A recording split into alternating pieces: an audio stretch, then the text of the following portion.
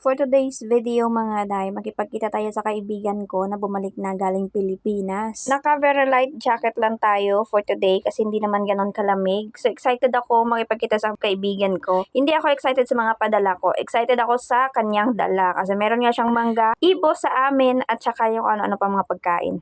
Ganito nga yung ibos kung tawagin sa amin, ganyan, napakasarap niyan, lalo na may partner na mangga at ang tamis talaga, kahit na maitim-itim yung balat, okay lang kasi ang loob nun ay sobrang tamis.